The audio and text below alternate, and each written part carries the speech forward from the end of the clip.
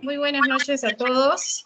Hoy estamos presentando los proyectos de la comunidad Datacom Perú. En este transcurso tenemos a un grupo de personas que han trabajado diferentes proyectos y a continuación cada uno va a hacer la presentación de sus trabajos.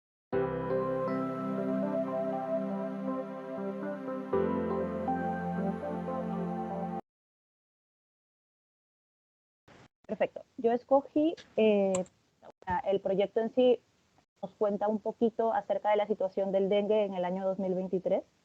Me he centrado específicamente en el departamento de Piura porque el dataset casi, o sea, de los 24.000 casos, el 99.9% era de Piura y mostraban también datos de otras provincias, pero muy poquitos. Entonces, para un mejor análisis me centré solamente en Piura. He identificado 3 KPIs importantes, que serían los casos confirmados, el número de pacientes ingresados y los días promedios. Y mi idea en este reporte era que el usuario pueda escoger a través de qué KPI ver la información, ¿no? Si quiero es verlos por casos confirmados, por pacientes o días. Por defecto, siempre se va a ver todo por casos confirmados. Bueno, aquí tenemos un pequeño resumen a nivel general que nos muestran los 3 KPIs. Hago esta distinción entre casos confirmados y número de pacientes porque hay casos en el que un paciente fue ingresado más de una oportunidad, en una o 2 ocasiones. El promedio de los días nos da la diferencia de días entre que el paciente manifiesta los síntomas hasta que el paciente accede al centro de salud. Luego también podemos ver,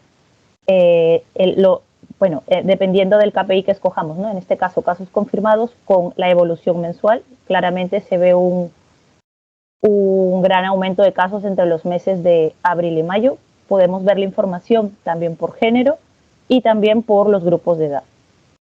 Si nos vamos a la vista de hospitales, tenemos la información a nivel tanto de provincia, de distrito y también a nivel de centros de salud.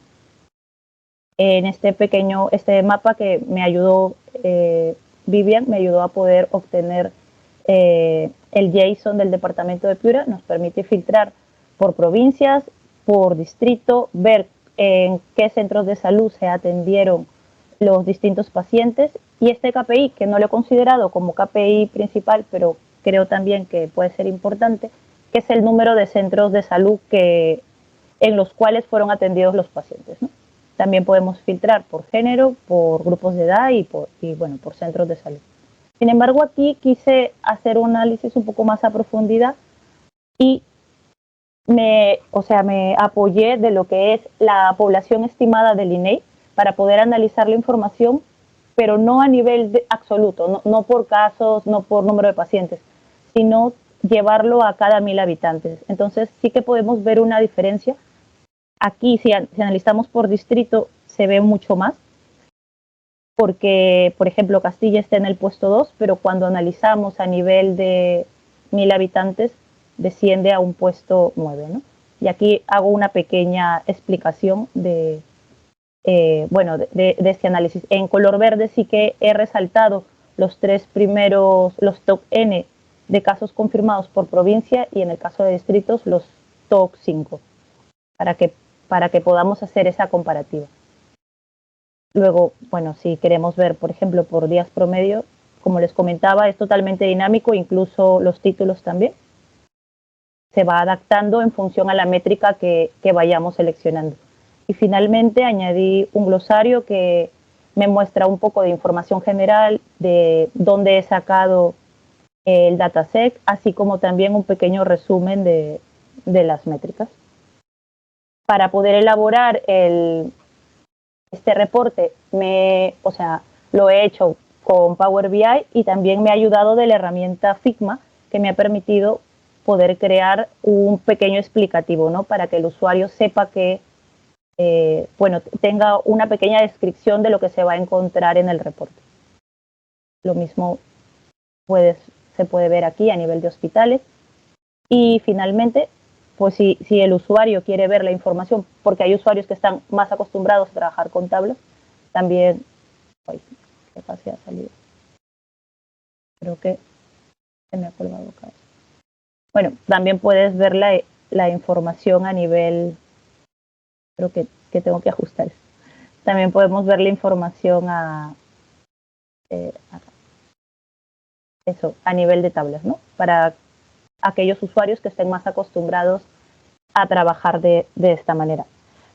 ¿Qué retos me he encontrado? Un poco, bueno, en el mapa, porque yo quería enfocarme solamente en el departamento de Piura, y cuando trabajamos con mapas, con el, no sé cómo se llama, el coroplético en Power BI, me mostraba todo el departamento de Perú. Entonces esto lo elaboré con un mapa de forma.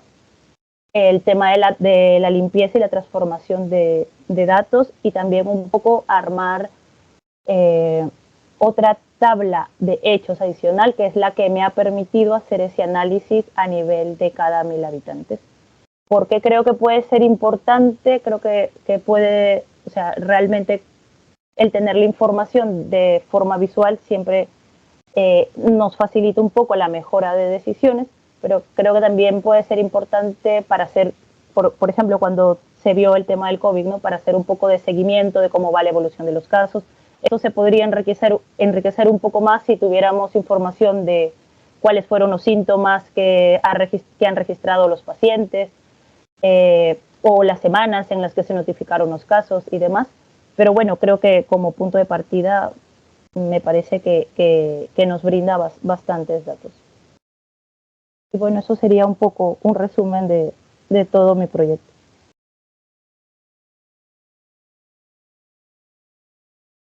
Bueno, mi proyecto es relacionado, el tema que escogí era los deportistas beneficiados por el Programa de Apoyo al Deportista, PAD, ¿no? Con sus siglas PAD.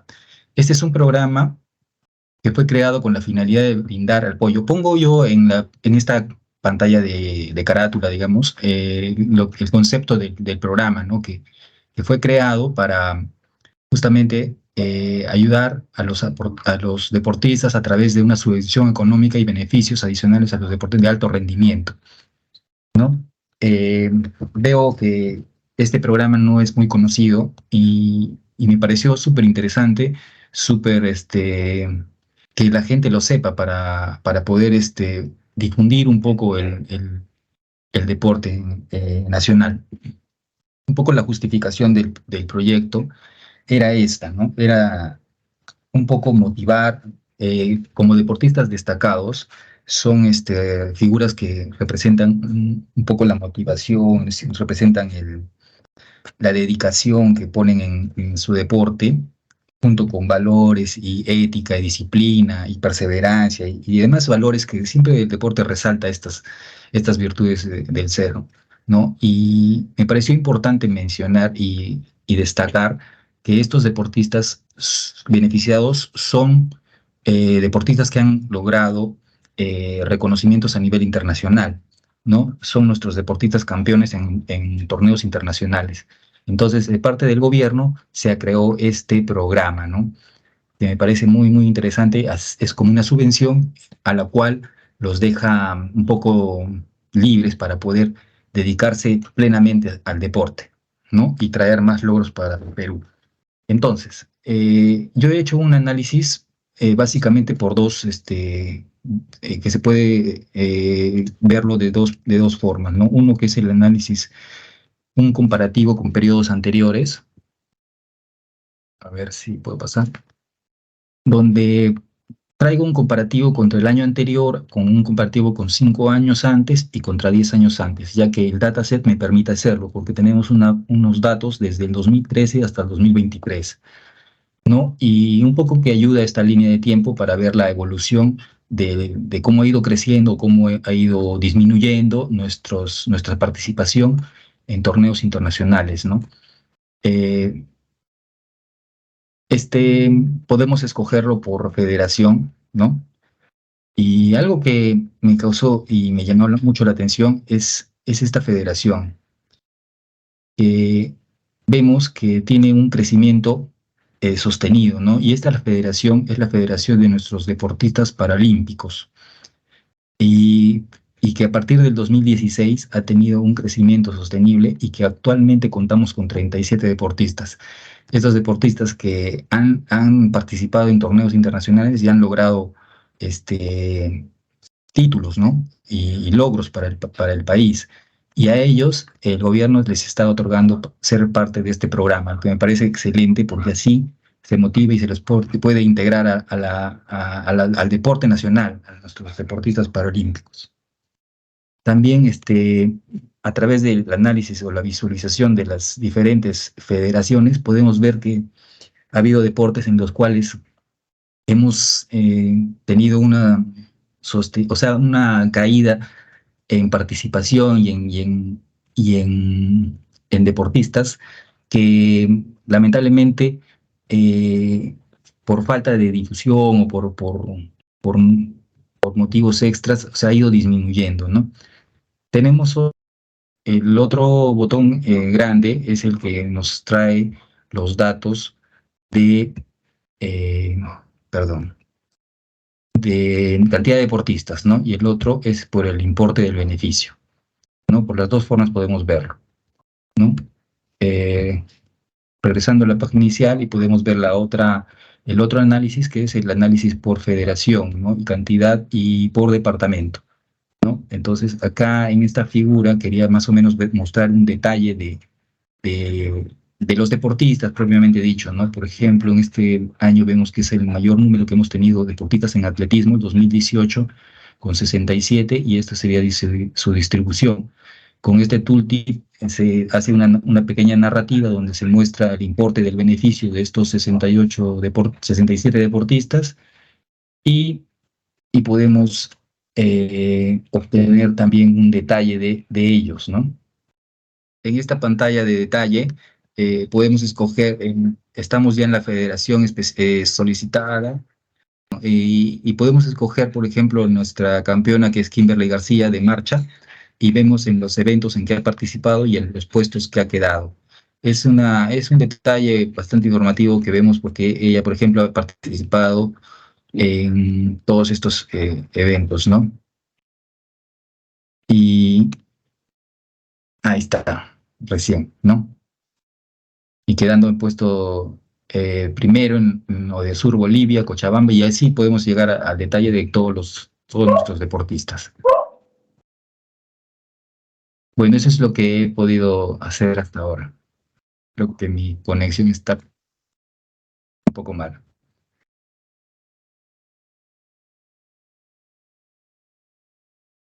Listo.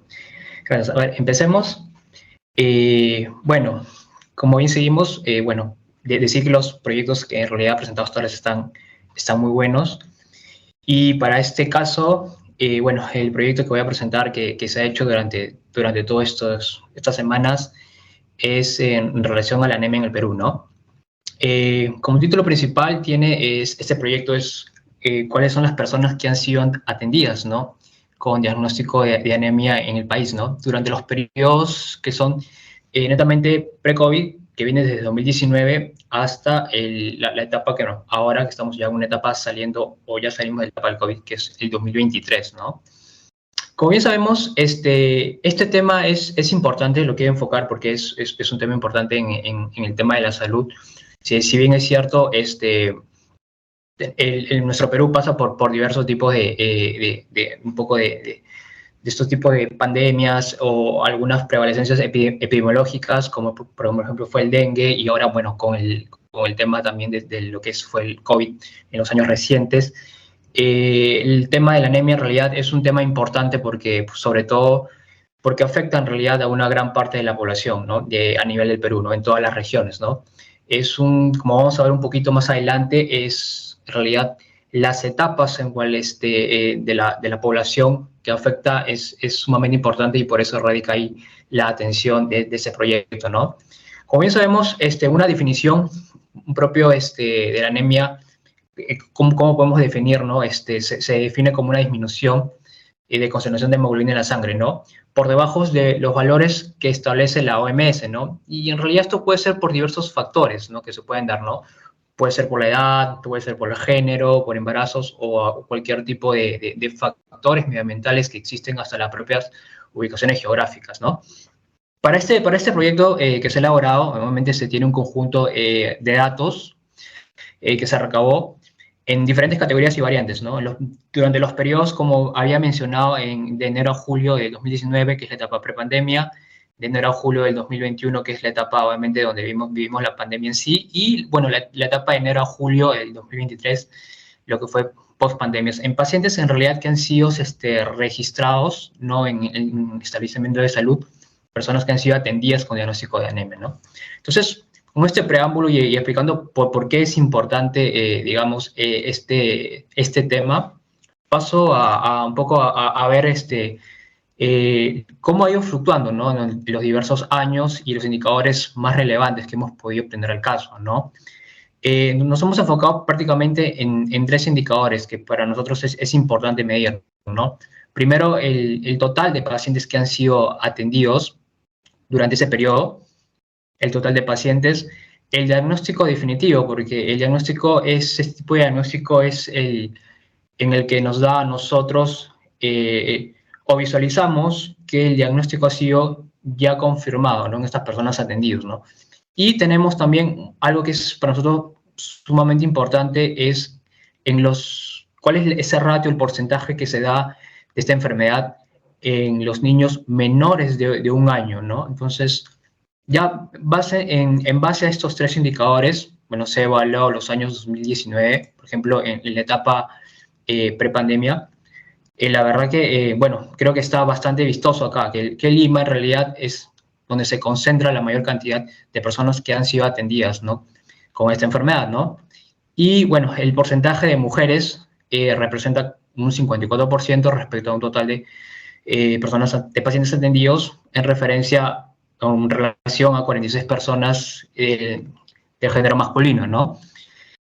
Bueno, en el 2021 sí, definitivamente fue un cambio también drástico, ¿no?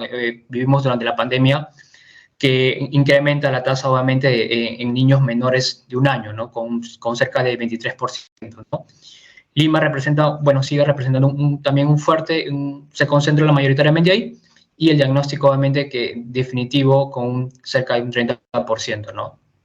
Igual, obviamente, bueno, se acorta la brecha entre las personas para el sexo femenino y para masculino. Y, bueno, acá tenemos el mapa donde podemos ver, obviamente, que es la mayor concentración. Y, bueno, para entrar un poquito a detalle de ello, algo que es importante ver, como decía anteriormente, en realidad el tema es importante porque se centra en realidad en los infantes, ¿no? Como vemos acá en este gráfico, ¿no? de pacientes por edad, en el rango, gran parte en realidad de los afectados, como vemos en los diversos años, en realidad son para personas de 0 años recién nacidos hasta los niños de los 11 años, ¿no? Como bien sabemos, es una enfermedad en realidad que afecta a gran parte a toda la población en diversas etapas de edad, ¿no? Hasta los mayores de 60 años, pero quizás mucho menos que a los infantes, en realidad, o a los niños que son de 0 a 11 años, ¿no? En donde vemos generar la mayor concentración de ellos, ¿no?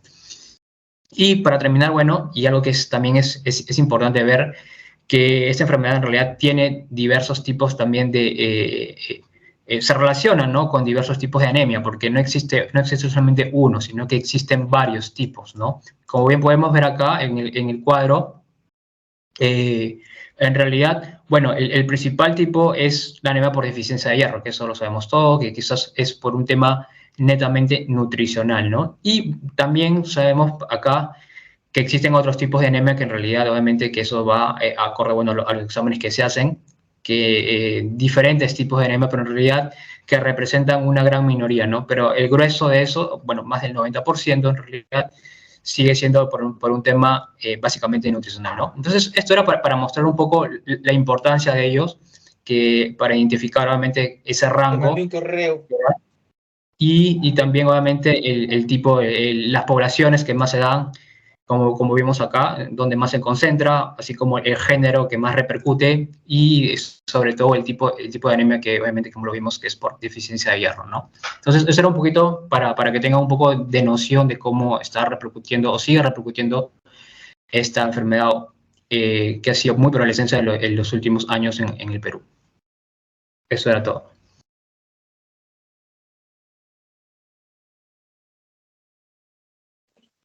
Ok. Bien, yo elegí el tema de los accidentes de tránsito en carreteras durante el periodo 2020 y 2021.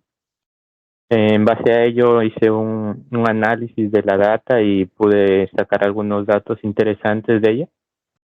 Uno de ellos, por ejemplo, de esta data fueron que se registraron 8.120 accidentes, dejando un total de 1.375 fallecidos. También otro objetivo que quería encontrar analizando esta data es ver cuáles fueron las causas de esos accidentes, ¿no? Y bueno, pude encontrar que el 86% de estos, de los fallecidos durante estos accidentes fueron causados por choque o por despiste, ¿no? Otro dato también interesante que pude encontrar es que en La Libertad, el departamento de La Libertad tiene la mayor tasa de letalidad, que en este caso lo definí como la cantidad de fallecidos respecto al total de accidentados, que eran los fallecidos y los que quedaron heridos, ¿no? Siendo La Libertad la que tenía la mayor tasa, ¿no? Esos son algunos datos relevantes que quise presentar al inicio y ahora voy a presentar lo que es algunas gráficas complementarias para entender un poco mejor la data. Bien, en promedio también pude detectar que hay 0.7 fallecidos por accidente, ¿no? Pero sin embargo, me llamó la atención que la tasa de letalidad era un poco menor, que era 0.11. Y esto se va a ver un poco reflejado porque hay algunos departamentos que si bien tienen más cantidad de fallecidos, su tasa de letalidad es menor. Por el contrario, también hay departamentos que al contrario tienen menos fallecidos, pero tienen mayor tasa de letalidad, ¿no? Analizando un poco también pude encontrar que el departamento con mayor cantidad de fallecidos fue Lima, seguido de Arequipa y también del departamento de Puno. Eran los tres primeros departamentos que tenían la mayor cantidad de fallecidos. Además pude analizar un poco lo que era la tendencia a lo largo del año de los fallecidos y de los heridos. Pude encontrar que, por ejemplo, para los primeros meses había mayor cantidad de heridos y también luego la curva como que se aplanaba, bajaba. Y para, en este caso, julio los del 2021, los casos de heridos volvían a aumentar, ¿no? Luego hice un poco un análisis más a profundidad de cómo se comportaban o cómo fueron los accidentes por departamento. Y en este caso evalué lo que fue los 10 primeros departamentos con mayor, por ejemplo, tasa de letalidad. En este caso, La Libertad fue el que tuvo mayor tasa de letalidad, como mencionaba, eran los fallecidos por la cantidad de accidentados, seguido de Tumbes y Huancavelica. Y me llama un poco la atención porque ninguno de estos tres aparecía como el top de fallecidos, ¿no? Sin embargo, tienen la mayor tasa de letalidad, ¿no? También pude hacer un análisis lo que respecta a los fallecidos por los accidentes por hora. Vi algunos, un patrón pareciera como que en la madrugada la cantidad de accidentes aumentara entre las 5 hasta las 8, parece que aumentara la cantidad de accidentes y luego por la tarde a partir de las 2, 3 hasta las 6 o 7 de la noche también aumentaba los accidentes, ¿no? Y también pude analizar lo que era cómo se comportaban los accidentes, en este caso fallecidos, a lo largo de los días de la semana, ¿no? Pude encontrar que, por ejemplo, el lunes era los días con más cantidad de fallecidos y seguido de lo que era el viernes, ¿no? Y finalmente también hice un análisis de cómo había sido los fallecidos y heridos por kilómetro, ¿no? Porque esta data brindaba un campo que nos mencionaba el kilómetro en el que había sido el accidente. Si bien no se pudo tener una visualización que detalle más la ubicación del kilómetro donde fue el accidente, sí se pudo hacer como que un pequeño análisis de que en ciertos, entre los primeros kilómetros suele haber más cantidad de heridos, ¿no? Luego las curvas como que bajan, siendo los primeros kilómetros donde hubo más accidentes también. Y bueno, eso ha sido un poco lo que he podido analizar respecto a la data. Algunos retos que tuve respecto a ella fueron que al principio me, me costó un poco poder analizar, quería analizar las rutas, el kilómetro para detectar ciertas ubicaciones donde hubo mayor accidente, pero lo pude analizar por departamento. Creo que también le da un plus para poder detectar ciertas tendencias de los accidentes. Y bueno, sería también profundizar más o indagar más en cómo obtener data de esos kilómetros para tener un valor exacto, ¿no? De dónde y por qué sucedería ese accidente, ¿no? Pero creo que con este breve análisis que he podido realizar, se pueden obtener ciertas conclusiones, como la modalidad por el que se fueron estos accidentes, o aquellos departamentos donde tienen la mayor tasa de letalidad por accidente, o aquellos departamentos que, si bien tienen la mayor cantidad de fallecidos, puede que los accidentes no fueron tan letales, ¿no? Porque la tasa fue menor, ¿no? Y bueno, eso ha sido un poco mi análisis. Bueno, agradecer a la comunidad y a todos, a Bex, a Vivian por el apoyo, ¿no?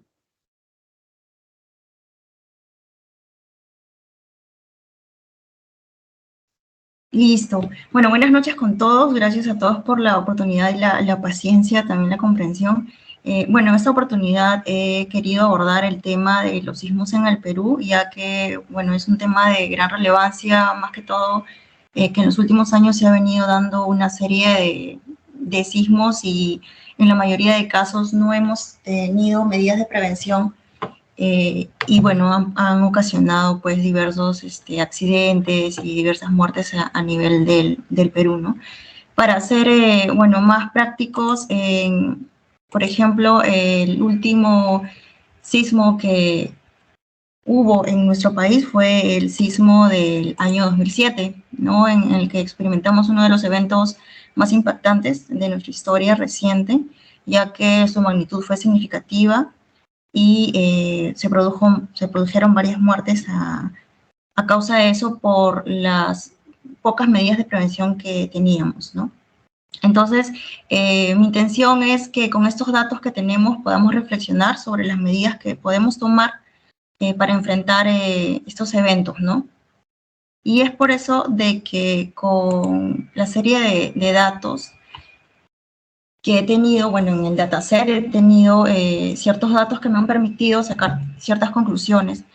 Por ejemplo, que alrededor de los últimos años hemos tenido un total de 23.213 sismos, en el cual el promedio ha sido de magnitud 5 y el promedio de profundidad 71 kilómetros. ¿Por qué toco el tema de los kilómetros? Porque los sismos están divididos en 3 partes, se podría decir así.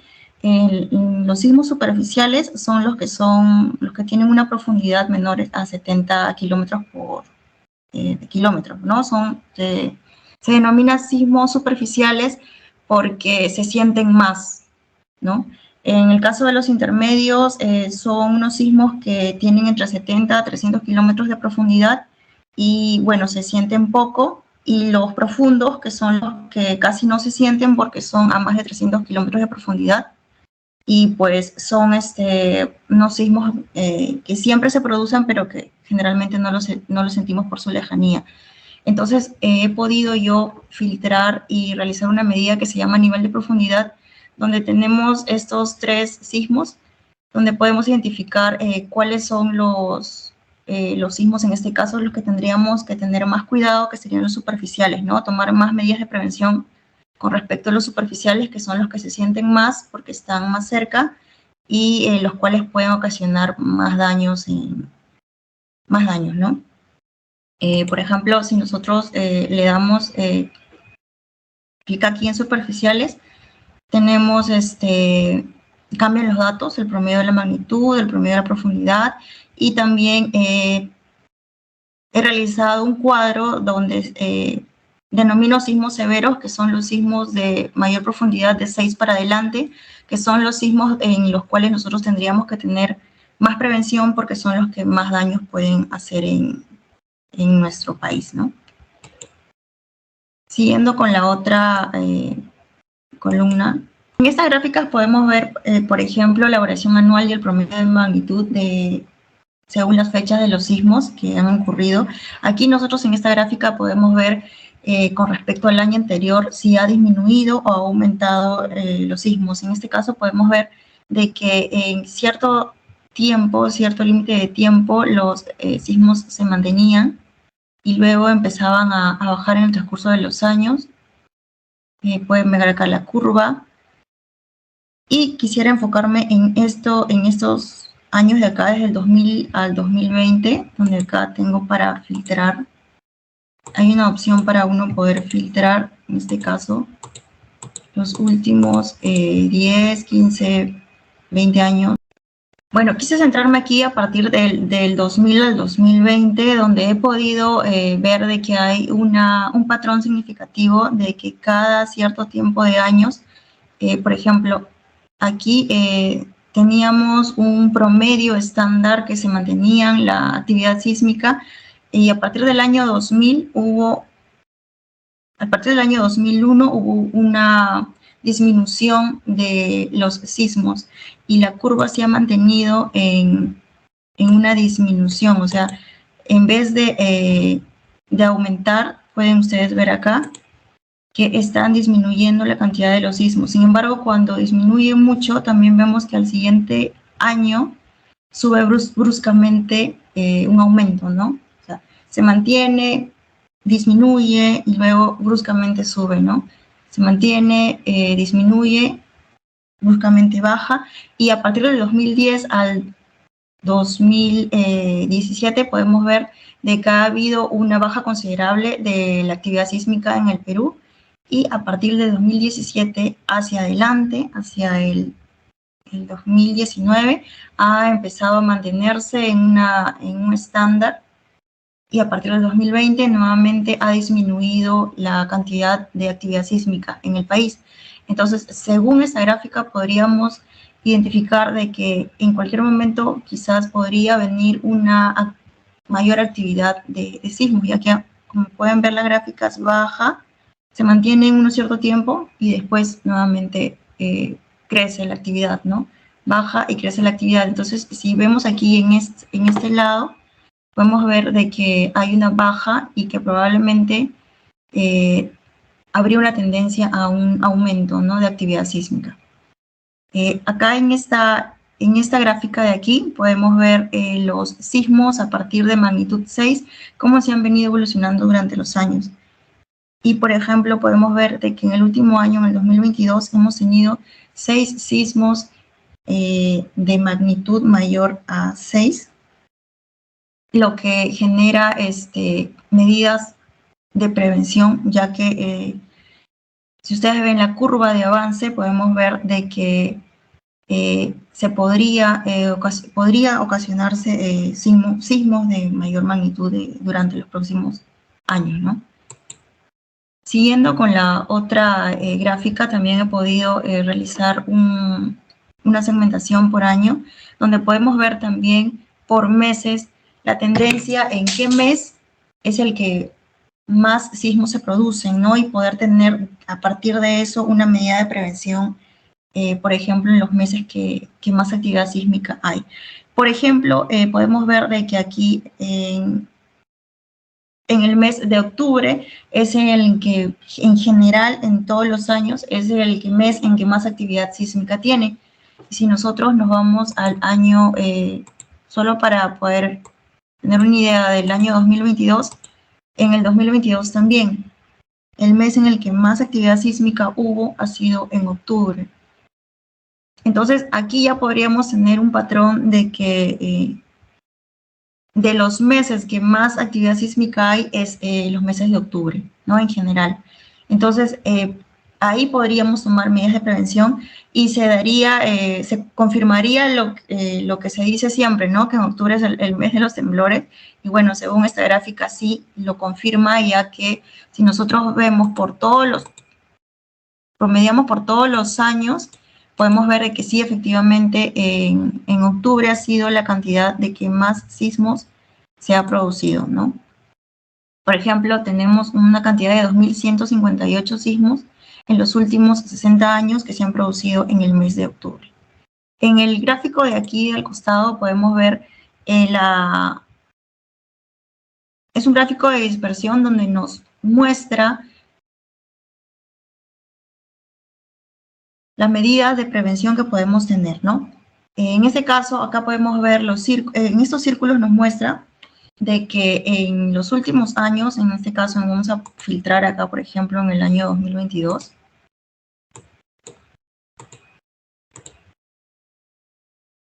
el promedio de magnitud de sismos que ha habido ha sido de 6 para adelante, con una profundidad de 610, y el índice o sea, ha tenido un impacto alto, ¿no? Y en este caso se ha dado en los meses de octubre. Entonces, esos son los datos que yo he podido sacar con la base que he tenido, y he podido tener pues estas conclusiones, ¿no? Para poder llevar, y más que todo, tener una prevención, ¿no? Con respecto a esos hallazgos que se pueden dar con todos los datos, ¿no? Y bueno, las cifras y las tendencias de los sismos que vemos en el Perú, según los gráficos hemos podido identificar dónde hay mayor actividad sísmica, en qué meses ha habido actividad sísmica, y bueno, ¿no? Entonces con eso podríamos nosotros hacer un llamado de acción o tomar medidas de prevención para poder implementar medidas preventivas, para poder pues para no poder sufrir lo que antes hemos sufrido con los sismos. Bueno, eso es todo lo que he podido yo concluir con los datos. Y bueno, agradezco por su atención.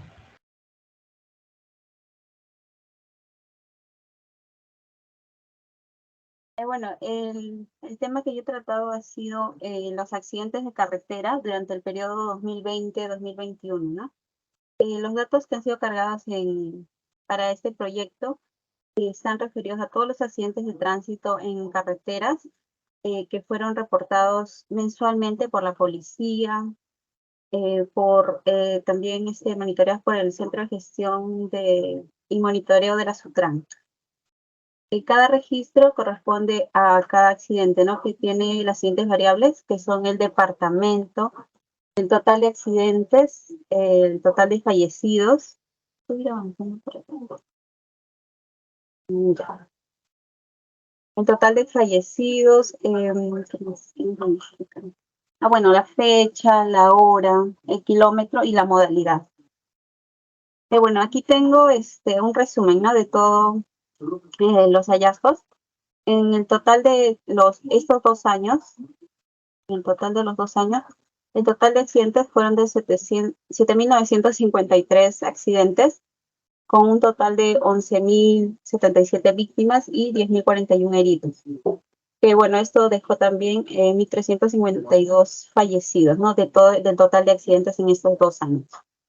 Bueno, también aquí podemos ver, por ejemplo, aquí puse para filtrar, ¿no? Por cada mes, por departamento. Por ejemplo, en Ancash. Y aquí nos va mostrando, ¿no? El total de accidentes, las víctimas, heridos y fallecidos. Y bueno, este gráfico también muestra el porcentaje, ¿no? Este es el porcentaje de heridos y este es el porcentaje de fallecidos, que va cambiando, ¿no? Según se va cambiando, según voy cambiando esto.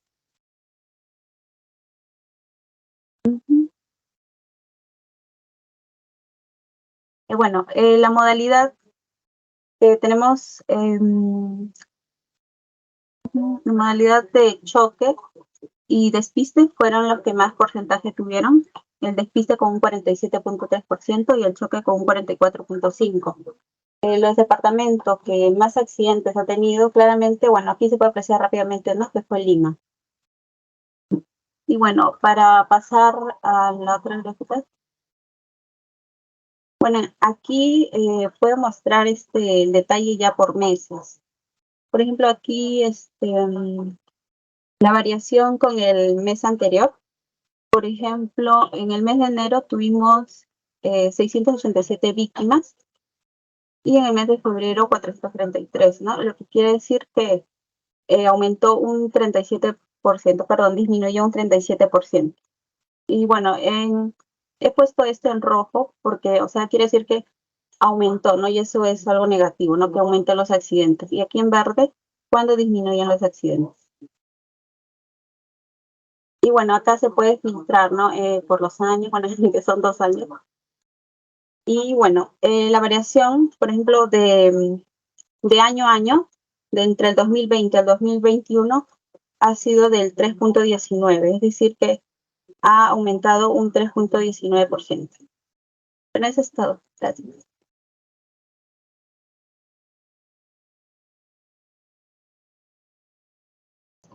Bueno, muchas gracias a todos, ¿no? Por su asistencia.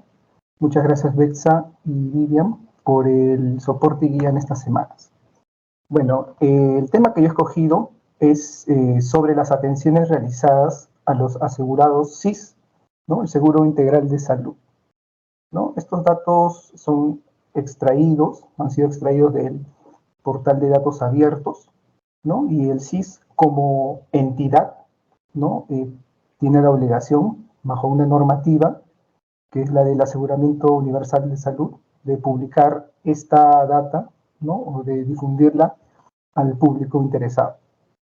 Bueno, esta es la portada, ¿no? que he elaborado.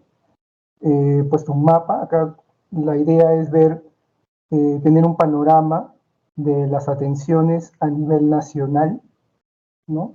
Este mapa está demarcado a nivel distrital, ¿no? Así que podemos ver también en detalle el histórico de cada uno de estos, ¿no? Entonces los KPIs que he considerado los voy a explicar a medida que pase, ¿no? A medida que revisemos este informe, ¿no? Pero uno de ellos es el total de atenciones, ¿no? Y bueno, es bueno remarcar que el periodo es de enero de 2017 a diciembre del 2022. Entonces, el total de atenciones que se han dado durante este periodo de estudio es este de acá, ¿no? De 391 millones de atenciones a nivel nacional e histórico.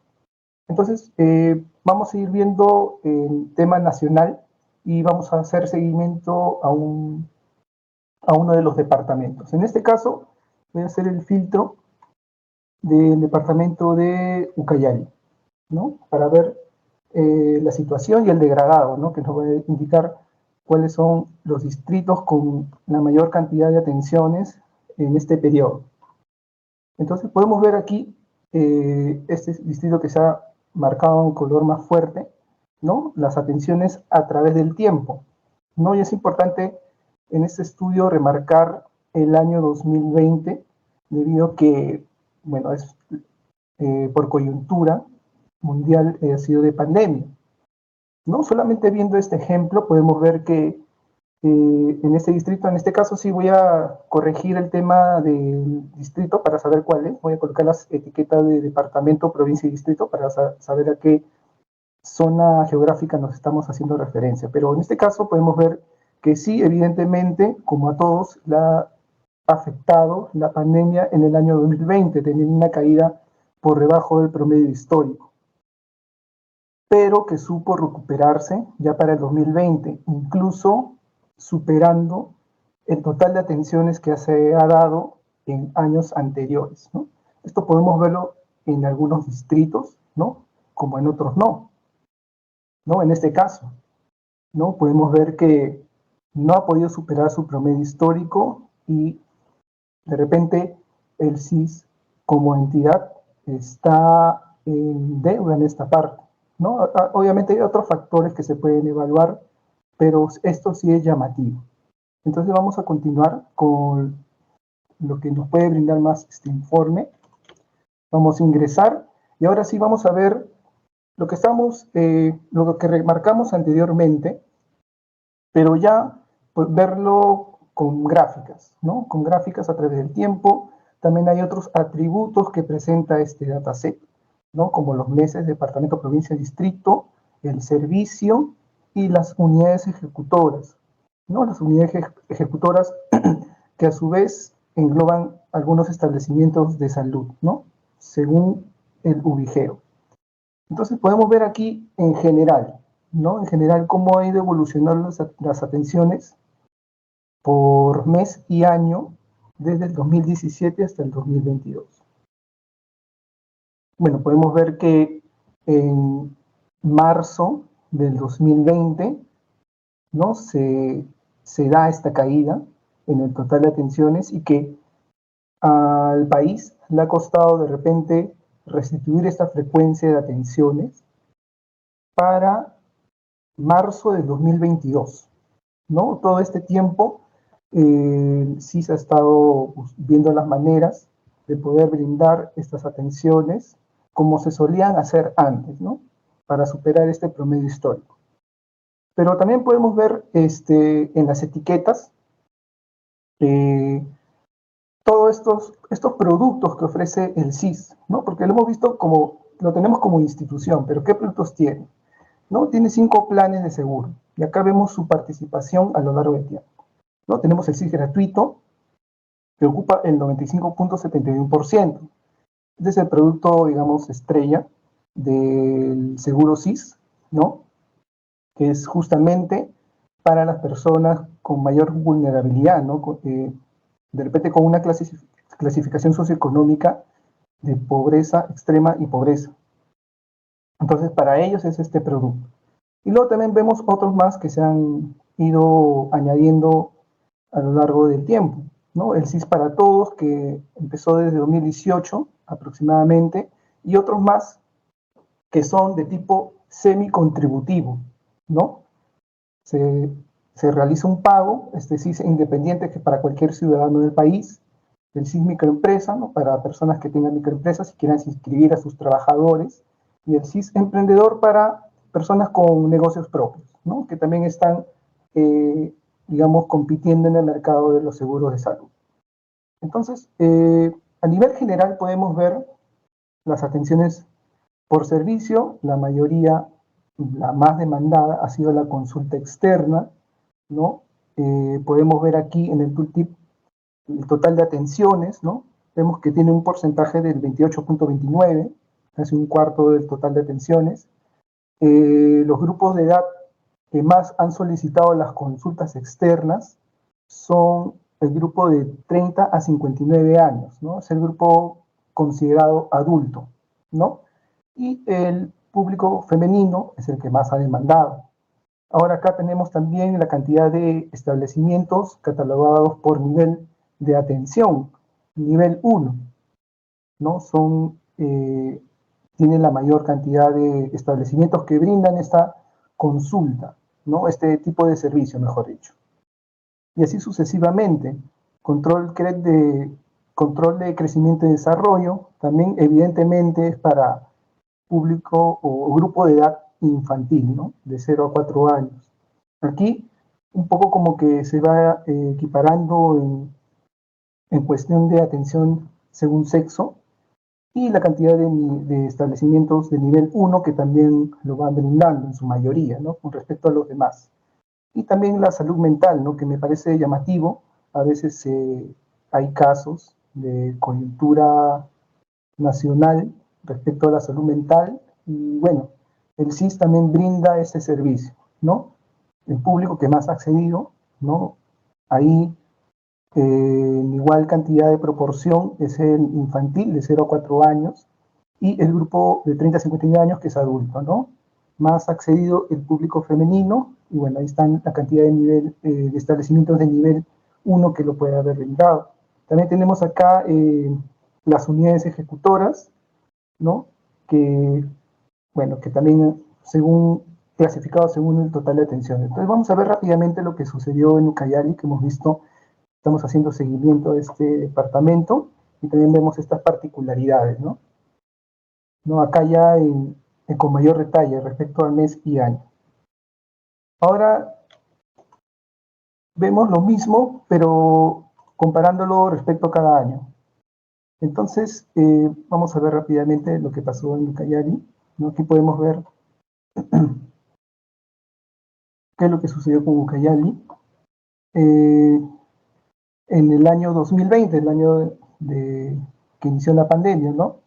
Empezó con una brecha positiva de 10.87%, y luego para marzo, ¿no? En febrero como que fue cayendo un poco, pero para marzo ya tuvo su caída, ¿no? Más notoria. En abril también, y en mayo también, ya lo que, bueno, en cuestión de atenciones ya ha caído mayormente acá. Acá vemos que el año lo ha cerrado en negativo, ¿no? Respecto al anterior. Ahora, también es importante aquí ver, estos son los KPIs que he considerado para cada plan de seguro, ¿no? Que es el total de atenciones, la variación respecto al año anterior, ¿no? Obviamente es negativa, y el ratio, ¿no? Que es la cantidad de atenciones entre las unidades ejecutoras según zona geográfica. En este caso, el departamento de Ucayali, ¿no? Ha brindado en el año 2020 a nivel de unidades ejecutoras esta cantidad, ¿no? Entonces podemos ver acá que en su mayoría es negativo, salvo que es el CIS para Todos, que ha sido el producto nuevo y que ha tenido una variación grande con respecto a las demás, pero es porque ha iniciado con números pequeños anteriormente, ¿no? Por ejemplo, ha habido atenciones, bueno, inició en 2018, he podido ver que ha habido atenciones sumamente pequeñas, ¿no? Ahora, esto es lo que respecta al plan o al seguro CIS como institución. Ahora vamos a verlo por diferentes planes de seguro, ¿no? Acá están los planes de seguro que fui mencionando.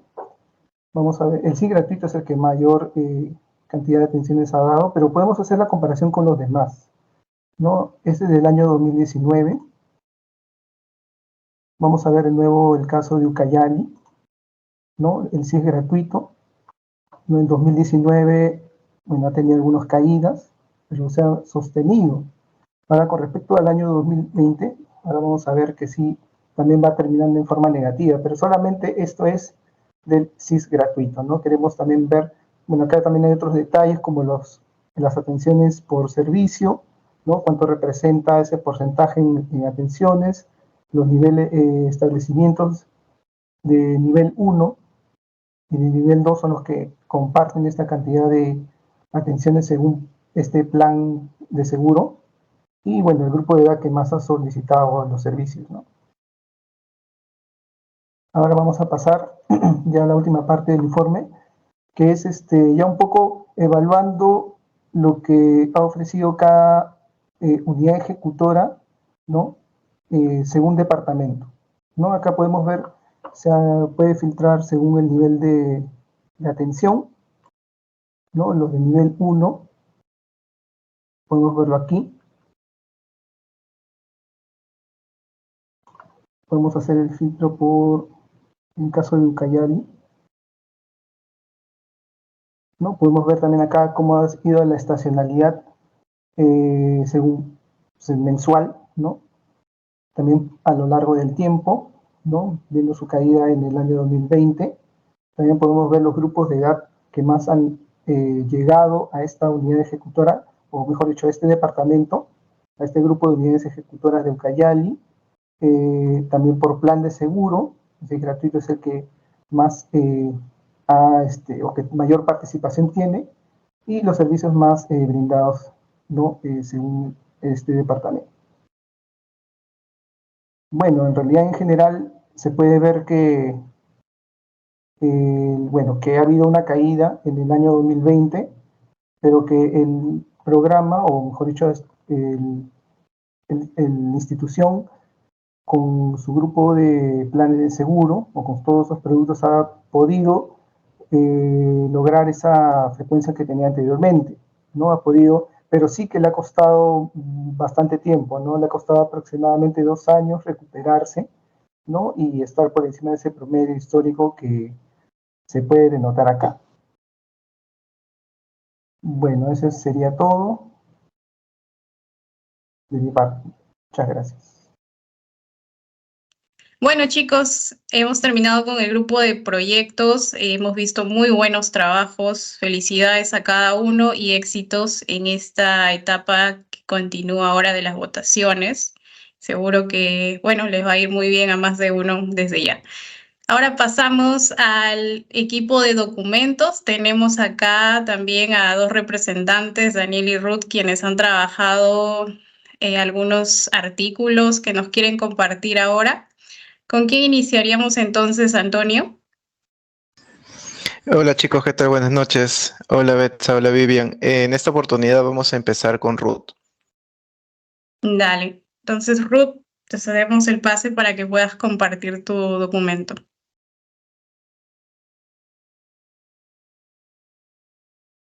Buenas noches con todos nuevamente, y el documento es el documento libre que voy a presentar. Y parto con esta pregunta, ¿no? ¿Quieres ser un maestro en data?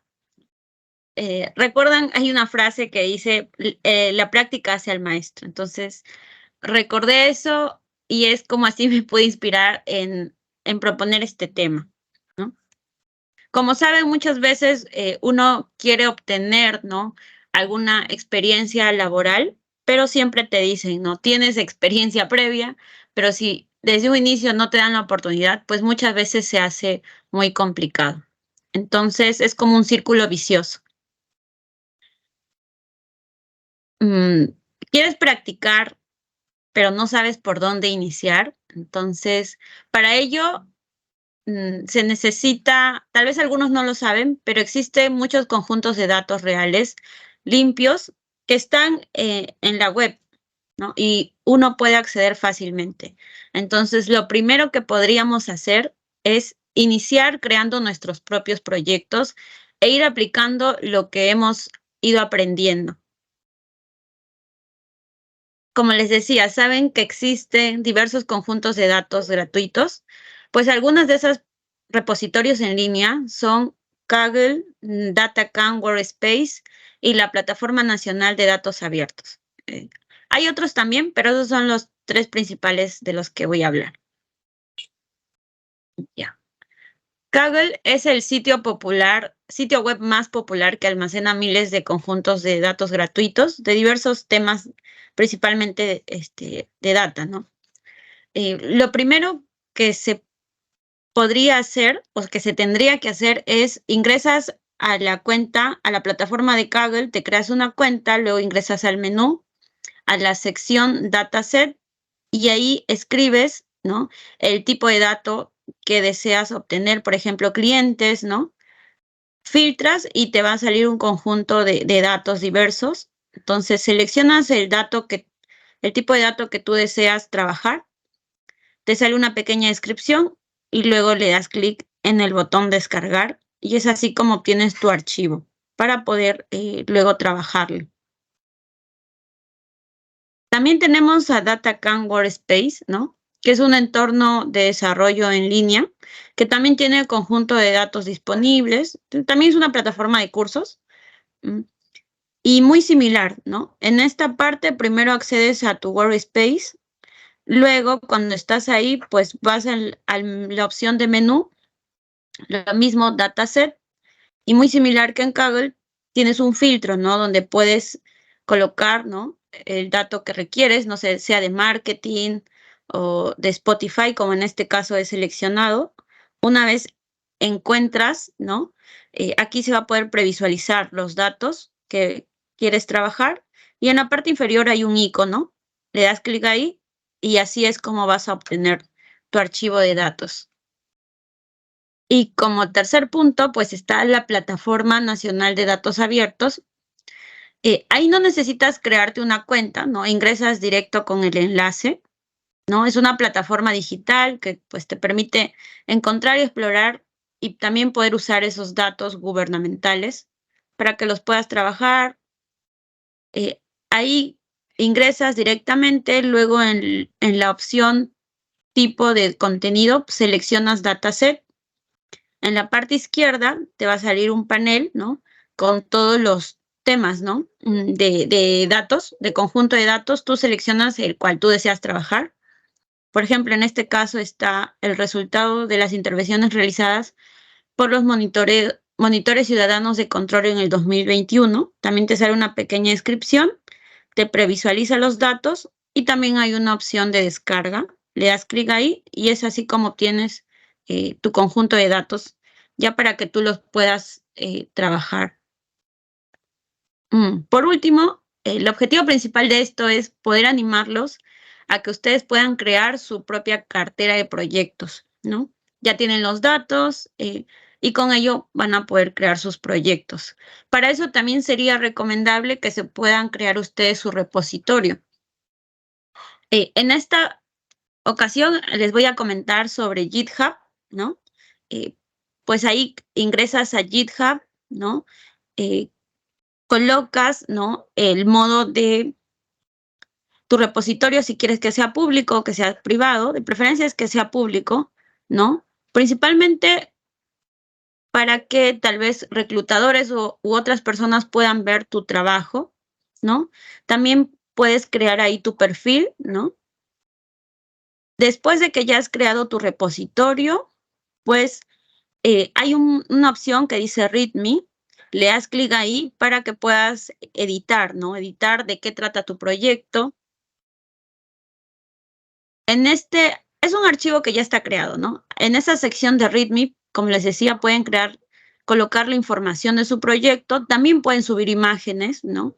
Ahí ustedes pueden subir, tal vez ahí colocar cómo es que se va a visualizar su proyecto cuando lo ejecutan. A su vez también pueden editar. Y también ahí hay una opción para subir los archivos, ¿no? Ustedes suben sus archivos, también pueden colocar una pequeña descripción y así suben sus cambios, o también llamados commit, ¿no? Y lo guardan. Entonces se va a mostrar, aquí está un poco pequeño, pero ahí se va a guardar, ¿no? Este es su portafolio, en este caso es Oil Accidents, y ahí está anexado el archivo. De esta manera es como tú podrías ya tener tu proyecto subido en GitHub. Más adelante, si deseas, también puedes crear tu página en WordPress. Sabemos que en WordPress puedes tú crear páginas gratuitas, ¿no? Y ahí enlazar tus proyectos. Si no, también en LinkedIn ustedes pueden colocar este enlace de su portafolio de GitHub y es así como ustedes van a poder visualizarse, ¿no? Y bueno, finalmente quiero cerrar con, ¿y tú estás listo para crear tu portafolio de proyectos? Buenísimo. De muy buenos tips, Ruth, los que nos has dado. De hecho, ahí también mencionabas datos abiertos justamente de la plataforma que han trabajado muchos de los chicos que están aquí. A cerrar ya la presentación de documentos, entonces le damos el pase a Daniel. Daniel, ¿ya podrías compartirnos tu trabajo? Hola, hola Betsan, ¿qué tal? Buenas noches. ¿Qué tal chicos? ¿Cómo están? Buenas noches. Voy a presentarme.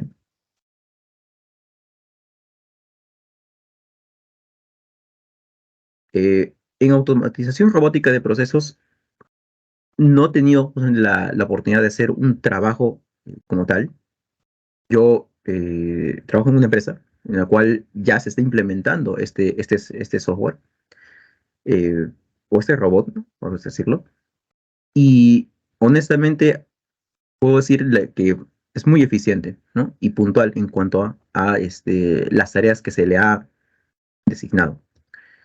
Entonces, la automatización robótica de procesos es parte de la industria 4.0, ¿no? Esto implica justamente la creación de robot software para poder justamente gestionar, realizar justamente tareas repetitivas en contextos empresariales pues, principalmente.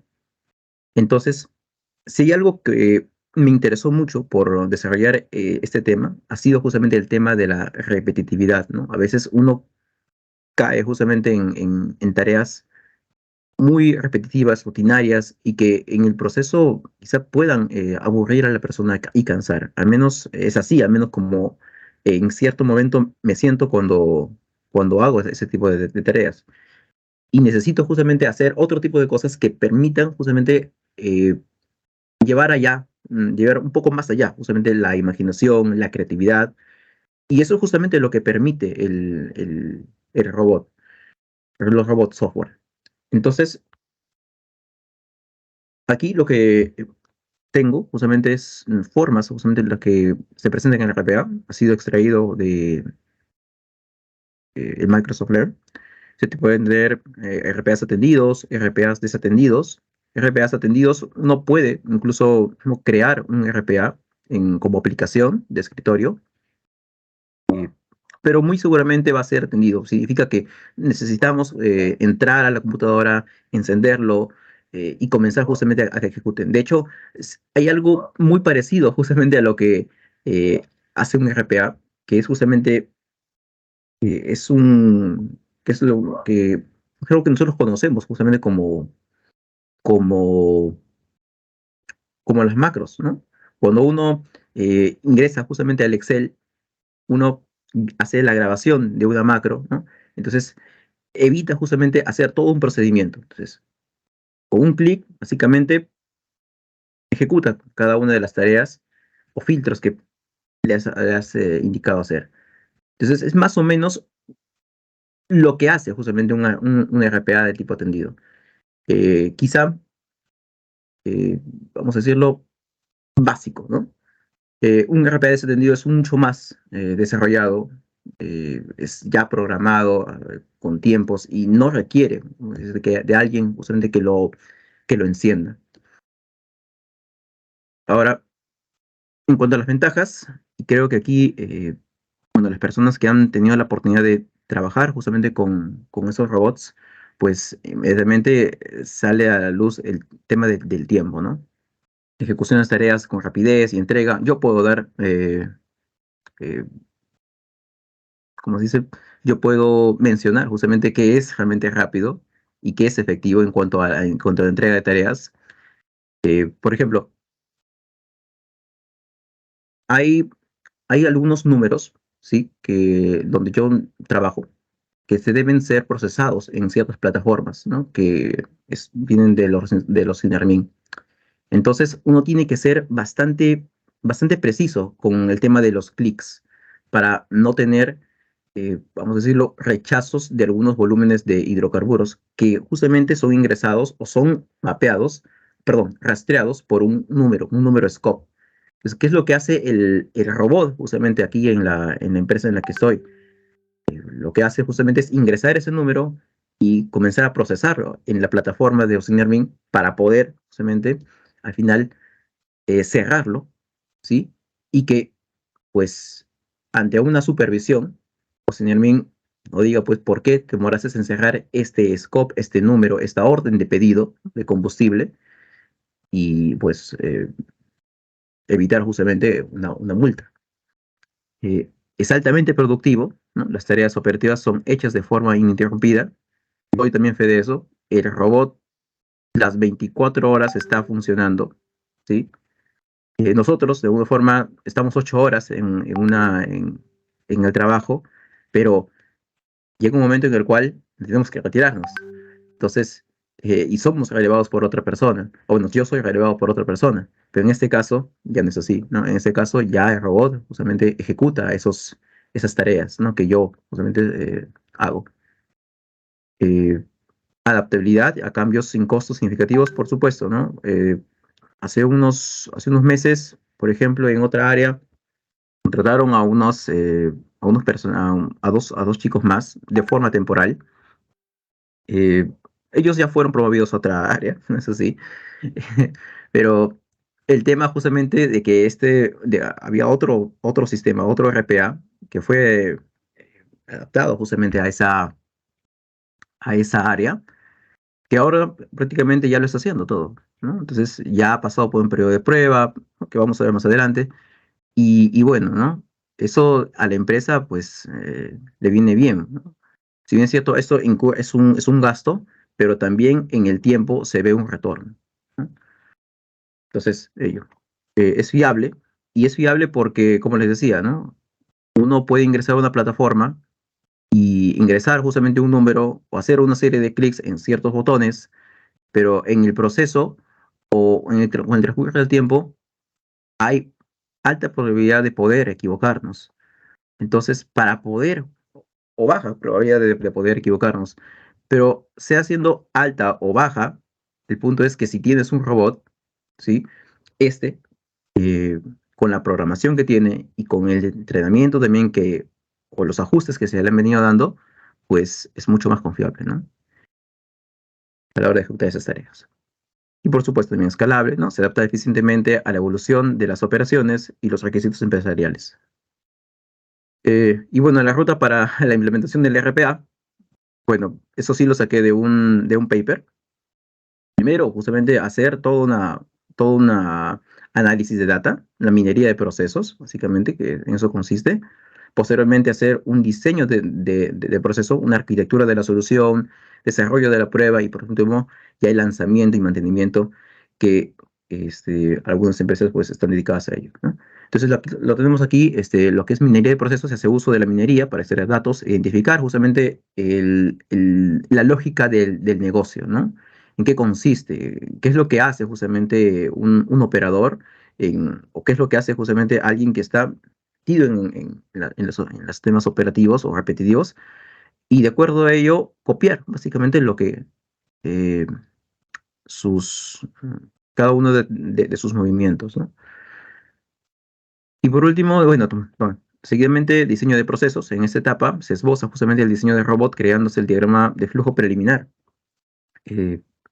Bueno, no se tiene inmediatamente, no es que yo eh, tenga los datos y con eso inmediatamente diseño el robot, ¿no? O le meto justamente, o utilizo el Power Automate o el UiPath para poder justamente diseñarlo. No, es una especie de dibujo, de, de trabajo en equipo que se tiene que hacer para poder comenzar justamente a hacer el esbozo de cómo es que va a funcionar el robot en cuanto. Y después viene la parte de la arquitectura de solución de RPA, ¿no? En la cual tiene que ver con, hey, ¿dónde va a ir alojado justamente ese RPA? ¿Lo vas a utilizar en la nube o lo vas a utilizar en una infraestructura local? Esos temas justamente son los que principalmente van a verse en la parte de la arquitectura. Eh, y por supuesto, van a ir guardándose cada información que el robot va a ir teniendo con respecto a las tareas. Y por último, bueno, también la parte de desarrollo y prueba, ¿no? En el cual se trabaja de forma conjunta, ¿no? Usuarios y equipo de desarrollo, ¿no? En esta parte, básicamente ya no podemos decir que estamos en una parte de desarrollo, tampoco de prueba, porque ya ha sido aprobado de hecho, justamente hace una semana estábamos en una mancha blanca, ¿no? Dándole los ajustes al robot, ¿sí? Eh, pero justamente es eso, ¿no? Con las observaciones que uno va detectando, porque es fijo que a la primera, cuando lo pones a funcionar el robot, va a tener algunas observaciones y es justamente esas observaciones las que tienes que ser reportadas al equipo de desarrollo para que justamente hagan las limpiezas o hagan los ajustes y el robot esté operativo, ¿no? al 100%. Y bueno, despliegue y monitoreo. bueno, prácticamente ya estamos en esa parte, ¿no? Al menos en el área en la que estoy, ¿no? En esa fase el robot realiza sus tareas programadas de manera autónoma. Sí, está haciéndolo básicamente. Yo me estoy dedicando prácticamente a otra cosa dentro de la empresa, pero bueno, ya esa parte ya está un poco más segura con el robot.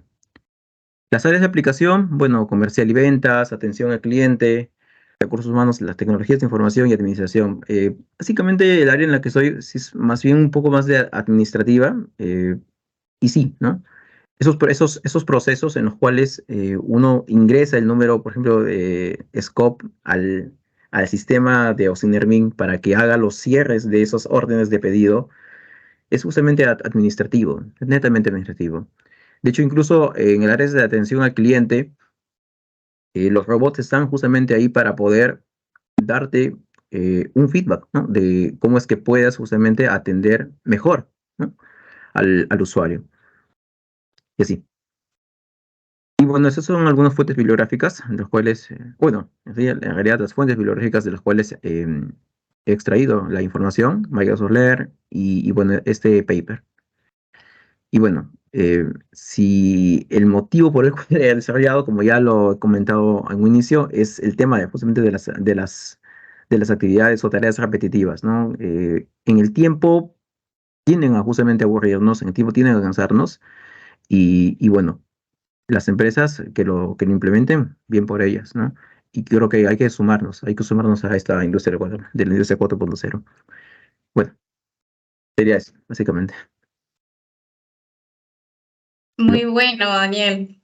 Y qué interesante lo que nos has contado y qué detallado, ¿no? Cada fase que has trabajado en esta experiencia y por supuesto va a sumar muchísimo a quien tenga la oportunidad de leerlo.